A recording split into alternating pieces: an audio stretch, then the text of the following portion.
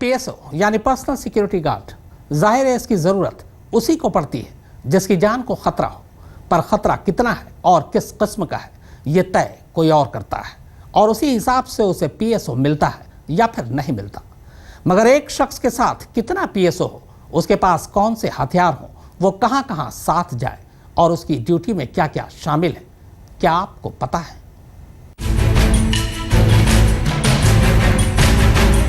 दिल्ली के एक high profile pub के बाहर हुए इस बवाल ने सिक्योरिटी एजेंसियों के काम करने के तौर तरीके, पीएसओ, बॉडीगार्ड्स और बाउंसर्स अपॉइंट करने को लेकर नए सिरे से सवाल खड़े कर दिए हैं।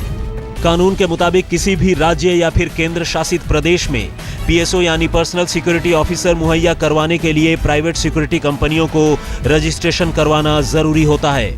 प्राइवेट सिक्योरिटी कंपनियां आमतौर पर 3 तरह के पीएसओ की सर्विसेज दिया करती हैं।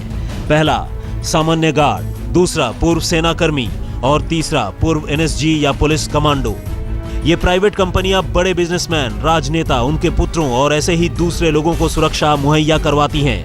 लेकिन चूंकि पैसों के दम पर सरकारी गनर हासिल करना मुश्किल होता है, इसलिए ऐसे लोग निजी सुरक्षा एजेंसियों की मदद लेते हैं। हालांकि इससे पहले स्क्रूटनी जरूरी है, जिसके तहत सुरक्षा लेने वाले के खतरे का आकलन किया जाता है। ये देखा जाता है कि उसे कितने आर्म्ड गार्ड्स की जरूरत है। इसकी रिपोर्ट कंपनी की एनालिसिस विंग तैयार करती है, जिसके बाद सिक्योरिटी एजेंसी पार्टी को पीएसओ मुहैया कराती है। लेकिन खास बात यह है कि तमाम स्क्रूटनी के बावजूद पार्टी भुगतान करके जितने चाहे उतने पीएसओ ले सकती है।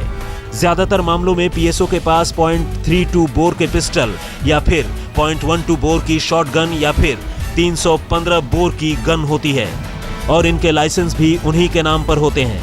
हालांकि निजी सुरक्षा के नाम पर लिए गए हथियार के जरिए किसी दूसरे को सुरक्षा देने के मसले पर कानून फिलहाल साफ नहीं है। कुछ लोगों के मुताबिक ऐसा करना गैर कानूनी है, जबकि कुछ इसे सही मानते हैं। जो लोग हमारा सिक्योरिटी मांगने आते हैं उनके लिए पहले तो हम पुलिस वेरिफिकेशन मंगाते हैं। जब पुलिस वेरीफाई कर देती है तभी हम उनको सिक्योरिटी प्रोवाइड करते हैं।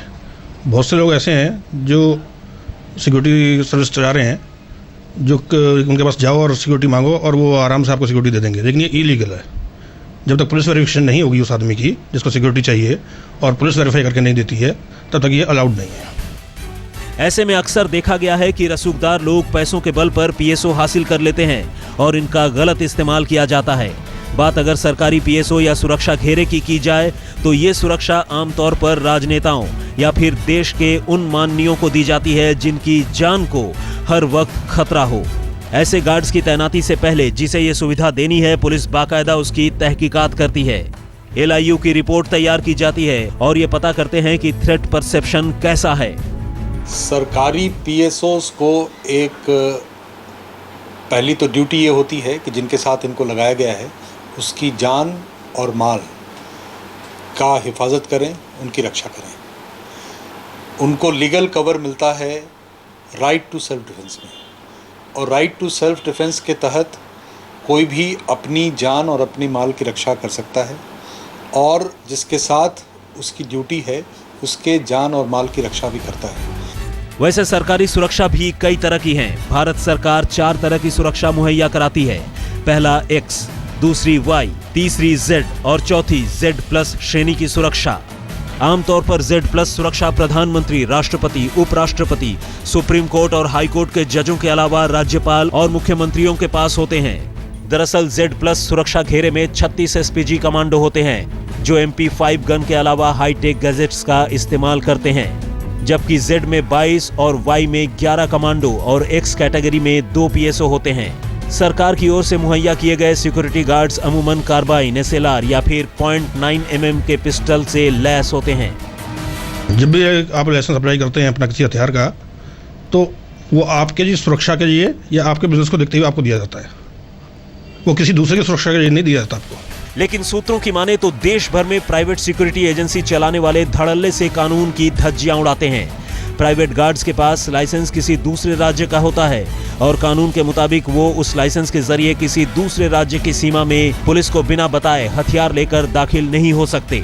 लेकिन देश की राजधानी में ही कई प्राइवेट गार्ड्स और बाउंसर हरियाणा, यूपी, बिहार से मिले लाइसेंसी हथियार से ही अपना काम चला रहे हैं। कानून के मुताबिक कोई भी पर्सनल सिक्योरिटी गार्ड या प्राइवेट सिक्योरिटी गार्ड किसी ऐसी जगह जहां हथियार लेकर जाना मना है वहां नहीं जा सकता। किसी पब्लिक प्लेस या फिर किसी मॉल में हथियार लेकर जाने की मनाही है तो वहां उनका दाखिल होना गैर कानूनी ही माना जाएगा। किसी मॉल या फिर पब्लिक प्लेस पर हथियार लेकर जाना कानूनन गलत है। कई बार देखा गया है कि कोई रसूखदार शख्स अपने साथ पीएसओ लेकर चलता है और उसके ये पीएसओ अपने हथियार का गलत इस्तेमाल करते हैं। 27 जून को वसंत कुंज के उस पब के बाहर भी बवाल इतना नहीं बढ़ता अगर वो निजी सुरक्षाकर्मी अपने हथियार के दम पर इस तरह मारपीट ना करता। कैमरामैन कुलवंत के साथ पुनीत शर्मा, दिल्ली, आज तक। तो वारदात में फिलहाल इतना ही, मगर आज तक पर खबरों का सिलसिला लगातार जारी है।